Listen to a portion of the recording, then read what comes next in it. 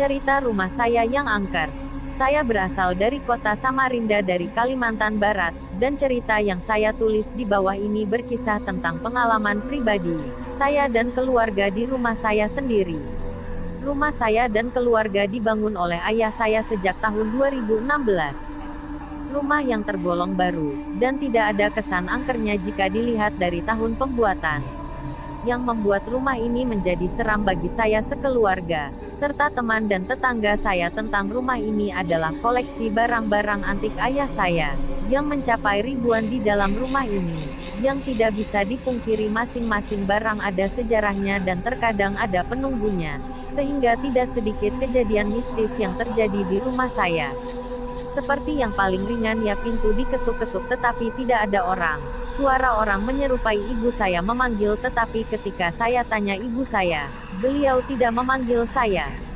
Dan pada suatu ketika, saat saya masih SMA, pada waktu itu sedang ada acara di sekolah dan kebetulan saya jadi panitia. Jadi malam sebelum hari H saya tidak tidur dari malam hingga acara selesai pada jam 3 sore.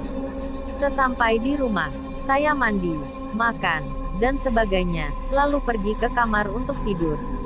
Saya seperti pada orang umumnya tidak bisa tidur dalam keadaan terang meskipun sudah lelah. Jadi saya mematikan semua lampu kamar dan menyisakan lampu watt kecil untuk tidur. Kamar saya tergolong besar dengan ukuran mungkin 8 tanda kali 9 meter.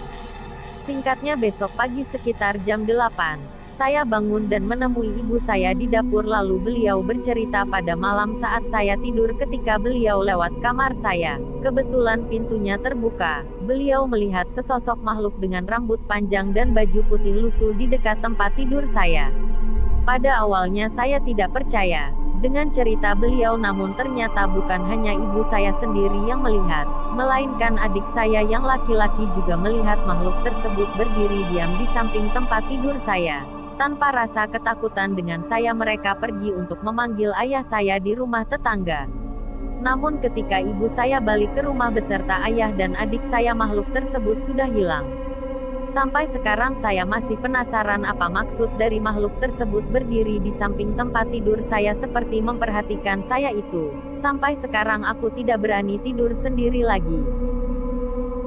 Terima kasih sudah mendengarkan cerita horor ini. Dukung channel ini dengan klik tombol subscribe dan like, agar channel Mutahar Penakut ini berkembang dan mensajikan cerita-cerita horor lainnya.